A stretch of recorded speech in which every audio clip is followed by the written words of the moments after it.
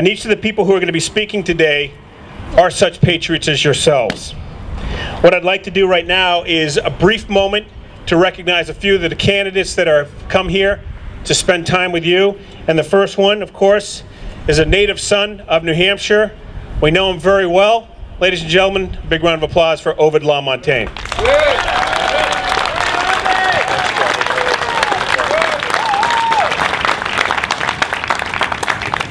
Are you here to celebrate freedom and liberty? Yeah. Are you here to make sure that New Hampshire becomes the best state in the country to do business, to raise a family, and to live free or die?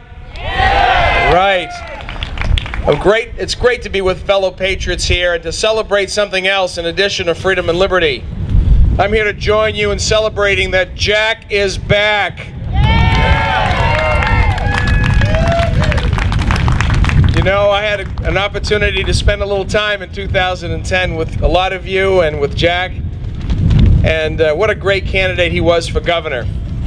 He spoke about the essential principles, the core principles of our country with a passion and an eloquence that made me think, when I listened to him and watched him, thank God he's not running for U.S. Senate.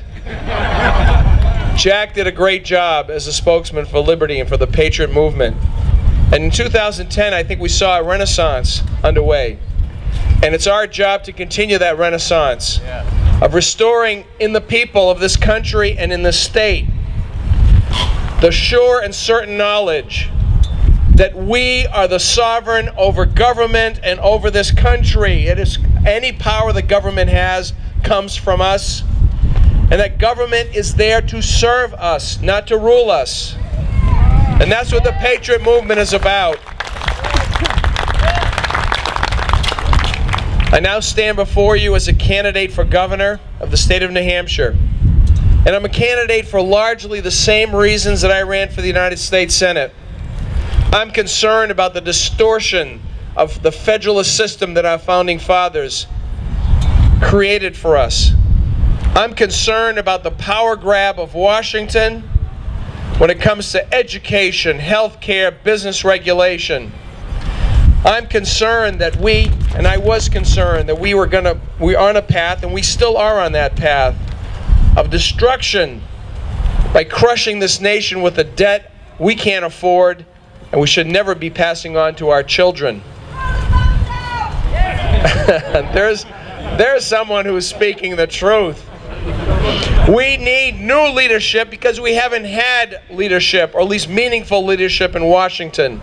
And I wanted to go there to try to bring the government into the four corners of the Constitution. You know, that social compact, that agreement, let me get it out of my pocket, that I carried with me through the U.S. Senate campaign, I still carry now. Declaration of Independence, Constitution of the United States. This is a limiting document, not a living document. And it's supposed to protect us from government. And for too long, we've elected people who've ignored this Constitution. This is not an historic document, although it is historic. This is the compact, the contract between the people and their government. And now that I'm running for governor, not for U.S. Senate, I carry the people's contract and compact with the state of New Hampshire, the New Hampshire Constitution. And I'm running now for governor because I think if we're going to save this country, we do need to devolve power back from the federal government to the states and the people. And the best way to do that is not only to send people to Washington who are conservative, who are constitutional conservatives, but to elect people at the governor's office who are going to stand up to the federal government and say, get out of the classroom, get out of the hospitals of our state, get out of the business boardrooms of our companies. And I'll be that governor for you. I want to serve you and be an advocate for you. I'm embarrassed that New Hampshire was not the first state to bring suit against the federal government on Obamacare. We're the live free or die state. We know that this is a power grab that is unconstitutional and it's bad policy. The very first thing I'll do as governor is to direct the Attorney General of our state to join the other states in bringing an action against the federal government on Obamacare. Don't think for a minute that this case and this issue is going to be decided by the Supreme Court in June. This administration is bent on imposing this one-size-fits-all nationalization of health care, socialized medicine, and it cuts at the heart of who we are as a state and as a people. Now, I've read the Constitution of New Hampshire.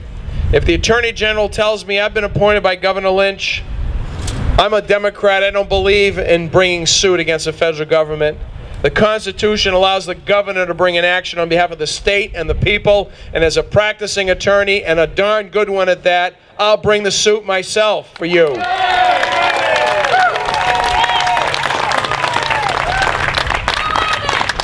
And the second thing I'll do is to work to make sure that New Hampshire is the best state to do business, to grow business, and to bring entrepreneurs to our state by deregulating New Hampshire. We need less regulations, not more regulations. And regulations is something I have something to say about as the Chief Executive Officer of the executive branch. So the second thing I'll do is put a 90-day moratorium on any new rules and regulations and force our agencies to go back to the drawing board and conduct an economic impact analysis and explain to the people, to the businesses, to the cities and towns of our state, and to me as the governor, why it is that we need to pass this new rule and regulation and how much it's going to cost us. Because every new rule and regulation is an act of legislation and ought not to be done mindlessly. It ought not to be done at all, frankly.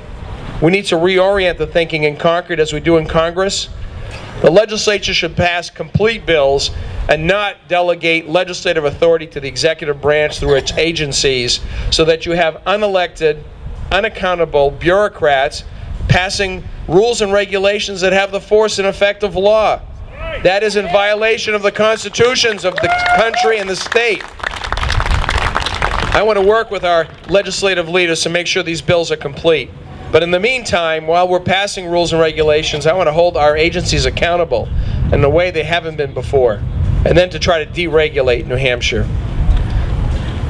You know me as a fourth-generation New Hampshire native, son of New Hampshire farmers and mill workers and dentists.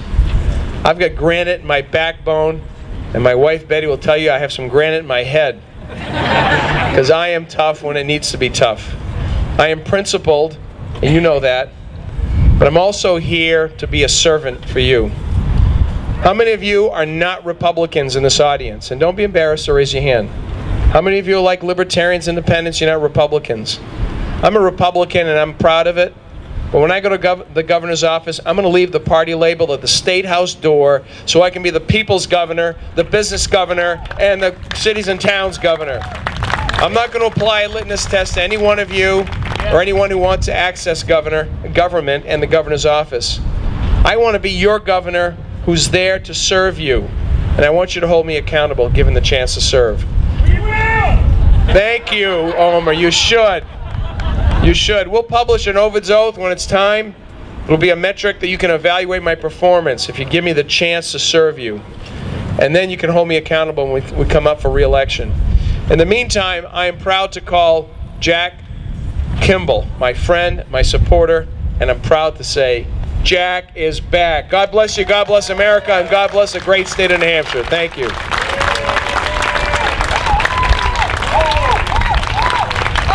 Ovide Lamontagne, you know you're from New Hampshire or close by when you actually can say Ovid's name correctly. Isn't it frustrating when you hear that people mispronounce?